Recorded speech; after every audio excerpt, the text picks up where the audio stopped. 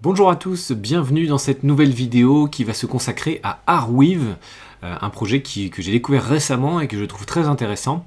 Donc j'ai voulu faire une petite vidéo dédiée. Allez, c'est parti, on va parler de Arweave. Alors Arweave, qu'est-ce que c'est? C'est un protocole qui permet de stocker de façon permanente des données sur la blockchain. Donc déjà, c'est du stockage décentralisé de données sur la blockchain. Donc c'est très intéressant. Donc si je résume en 3 points, c'est du stockage permanent de données, c'est un stockage qui est décentralisé, résistant à la censure, et ça permet aussi d'accéder aux données de façon beaucoup plus facile, à vie en fait.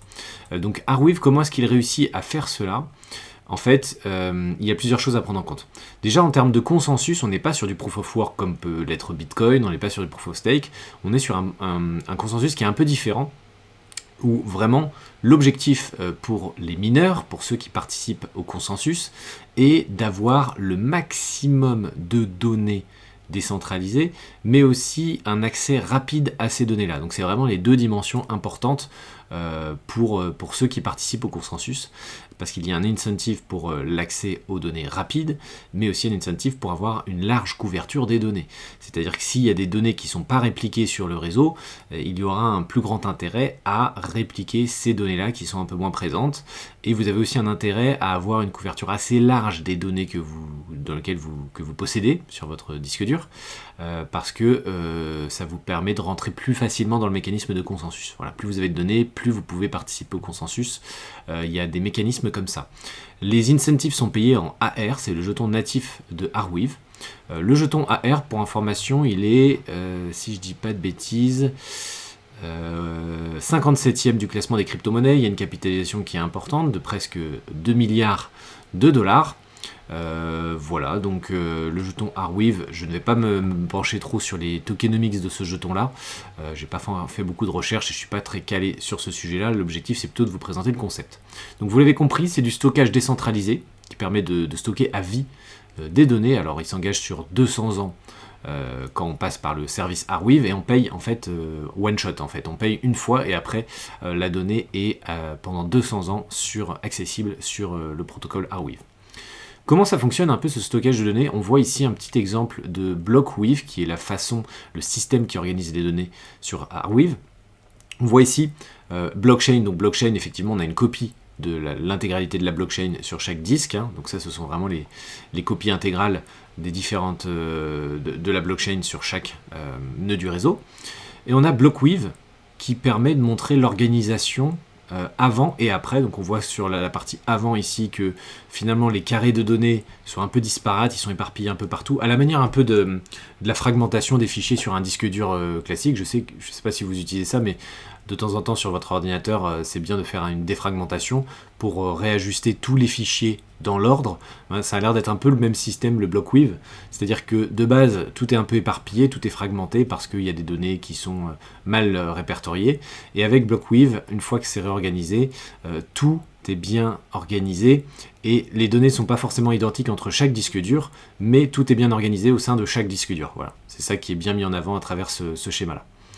Si je fais une comparaison rapide entre IPFS et Arweave, parce que IPFS, je pense que vous le connaissez si vous manipulez un peu sur les NFT, c'est vraiment l'espace de stockage décentralisé qui est souvent privilégié parce qu'il est open source et puis que surtout c'est du peer-to-peer en fait. Donc c'est, je pense, gratuit. Enfin, j'ai jamais dû payer pour m'en servir et c'est peer-to-peer. Donc voilà, c'est souvent utilisé. Maintenant, si on compare à Arweave, donc les points communs sont que ce sont deux systèmes décentralisés, peer-to-peer, immuables en termes de données, utilise la blockchain pour Arweave, n'utilise pas la blockchain pour IPFS. Le mécanisme de consensus, il n'y en a pas sur IPFS. Sur Arweave, on l'a vu, c'est le Proof of Random Access. En fait, c'est la preuve d'accès en français. Et c'est justement ce que je vous expliquais là, un peu juste au-dessus.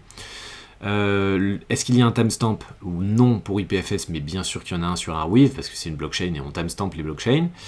Est-ce que c'est stocké nativement?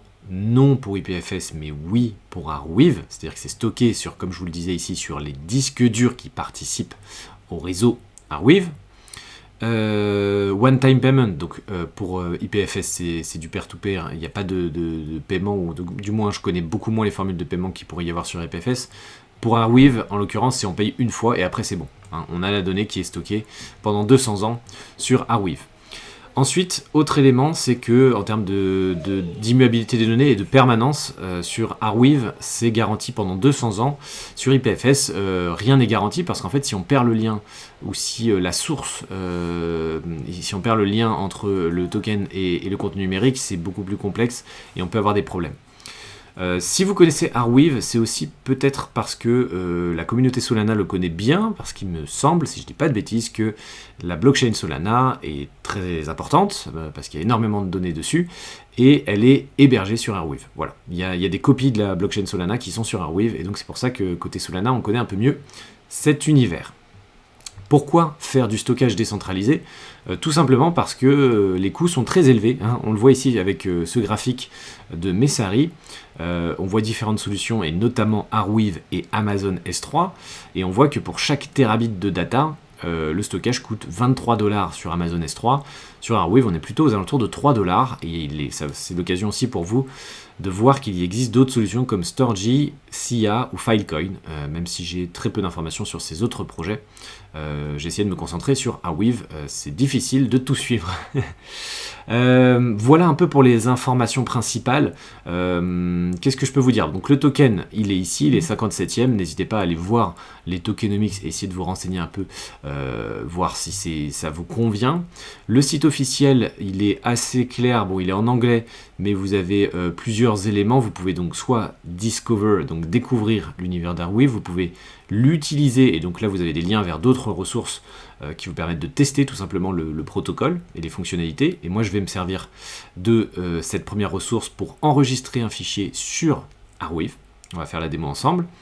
Vous avez aussi une partie développeur et une partie pour avoir des grandes, enfin voilà, se faire financer par Arweave. Alors une fois qu'on est sur le site accord.com, vous pouvez créer ce qu'on appelle des vaults. Donc en fait, ce sont l'équivalent de dossiers. Hein. Donc ce sont vous cliquez ici en haut à droite sur New Vault. Vous sélectionnez si vous allez plutôt gérer à travers les fichiers que vous allez importer plutôt des assets, des NFT, voilà, des actifs NFT, ou des fichiers privés. Voilà, donc bon, les fichiers NFT, souvent c'est au format JSON qui contiennent tous les paramètres de la collection de NFT. Bon, c'est pas quelque chose que je maîtrise forcément. Par contre, charger un fichier très classique comme un PDF ou une image, ça, ok, il n'y a pas de problème. On peut très bien imaginer des sauvegardes de contrats ou des sauvegardes d'épreuves de certains documents directement sur Arweave, comme ça peut être fait un peu sur Bitcoin. On se sert un peu de l'horodatage Bitcoin comme preuve, comme quoi un document a bien été émis à une certaine date, avec le timestamp de Bitcoin qui va bien. Bon là on pourrait très bien imaginer utiliser aussi ça pour Arweave. Donc je vais sélectionner Private File, je clique, alors le title de ma vault, on va dire que c'est test YouTube. Voilà, la description test aussi, et le tag, je ne sais pas exactement à quoi ça sert, mais j'imagine que c'est pour trier ensuite certaines choses. Bon, je ne vais pas le faire. Donc c'est en train de créer ma vault, voilà, ici, ça y est, c'est créé, test YouTube, et je n'ai plus qu'à charger un fichier. Voilà, je sélectionne le white paper de Bitcoin, et j'upload. Ça y est, c'est fait, vous voyez, il y a une petite notification, a new file saved forever, U-tokens will be awarded. Tiens, je reçois des U-tokens, c'est très étrange, qu'est-ce que c'est que ça ? Et il vous précise aussi ici que le fichier est chez Accord, et dès qu'il y aura un prochain bundle, enfin un premier envoi, next will bundle it with other files. Donc ce sera ensuite envoyé avec d'autres fichiers, je pense, sur le protocole Arweave pour qu'il soit sauvegardé définitivement. Ça prend quelques minutes, je crois. Je crois que je peux aussi avoir des informations supplémentaires ici dans Info. Ce qui est intéressant, c'est que vous avez donc non seulement des informations sur où est le fichier, vous avez aussi la possibilité de voir la transaction en elle-même, donc le fait d'envoyer le document sur le protocole. Je vais attendre un petit peu parce que souvent ça prend quelques minutes pour l'envoyer, et si c'est pas encore bon, bah, ça va m'afficher une page 404, donc je vais attendre quelques minutes. Vous avez donc différentes informations, et on va en profiter pour aller voir non seulement le stockage, mais aussi le token que j'ai récupéré, le U-token. Donc sur Accord, vous avez 100 mégas disponibles gratuitement. Maintenant, après, c'est payant. Donc ça, c'est vraiment Accord qui met à disposition 100 mégas. Donc c'est parfait pour faire des tests. Donc si vous voulez essayer d'utiliser un peu l'outil, allez-y, il y a 100 mégas offerts. Voilà. Après, maintenant, si vous commencez à charger des vidéos, ça va être vite compliqué. Mais en tout cas, pour des documents comme moi j'ai fait, c'est très très bien. Et vous avez une fonction cloud aussi à 1 giga. Mais le cloud, c'est pas vraiment ce qui m'intéresse le plus. Ce qui m'intéresse, c'est le permanent storage. Voilà. C'est stocké sur la blockchain Arweave. Voilà, donc comme ils vous le disent, data is permanent and cannot be deleted. Donc une fois qu'on l'a envoyé, on ne peut pas la supprimer. Voilà. Ensuite, en termes de reward, vous voyez que j'ai 0,0003 U token. Donc à chaque fois que j'envoie un document, je gagne des U tokens. Bon, alors j'en ai envoyé 3 depuis le début, j'ai fait 3 tests, donc c'est pour ça que j'ai 3 fractions, enfin j'ai 0,0003. Et ici, voilà, vous précise un peu ce que c'est que le Universe Token. Voilà, c'est le token du PermaWeb. Le PermaWeb, c'est vraiment le système d'accès des données. C'est le nom qu'il donne au système d'accès des données via Arweave.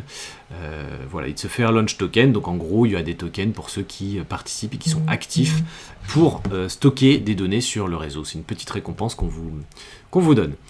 On peut aussi éventuellement en acheter directement en dépensant des AR, donc des Arweave tokens, pour acheter des U tokens. Bon, voilà. Si je retourne un peu sur mon document, on voit que j'ai une sorte de statut. Donc déjà, je peux le consulter directement sur l'interface, je peux le retélécharger s'il faut, je peux aller voir la transaction ici. Vous voyez que c'est toujours pas bon. Toujours 404, c'est pour ça que je savais qu'il fallait attendre un petit peu. Donc ce que je vais faire, c'est que je vois qu'il y a un statut ici. Voilà, c'est précisé que maintenant le fichier est bien chez Arweave, il est en train d'être envoyé au reste du réseau. Voilà, donc il faut encore attendre un petit peu. En attendant, je vais basculer sur la démo que j'avais fait en brouillon avant cette vidéo, et donc ce document-là, il est bien disponible sur la blockchain, et donc on va aller voir un peu ce que ça donne. Hop. Je me retrouve dans un explorateur de blockchain, Arweave. On voit différentes informations, donc j'ai l'accès à ma transaction. On voit que l'application c'est bien Accord. On voit les différentes versions, le timestamp, le type de fichier. On voit le Vault ID, donc l'ID de ma Vault que j'ai appelé ici présentation. On voit quand est-ce que je l'ai fait. On voit la taille, on voit les confirmations, donc tous les blocs qui ont sécurisé par la suite cette data-là. Donc voilà, c'est intéressant de voir que ce fichier est persisté vraiment sur la blockchain. Et vous voyez, c'est extrêmement simple. C'est une interface où on charge des fichiers. Alors après, à quel moment ça peut vous être utile, je n'en sais rien. Mais dans tous les cas, ça peut permettre de pérenniser un document sur la blockchain, sur un réseau décentralisé. Donc ça permet d'avoir de la liberté d'expression, d'éviter la censure.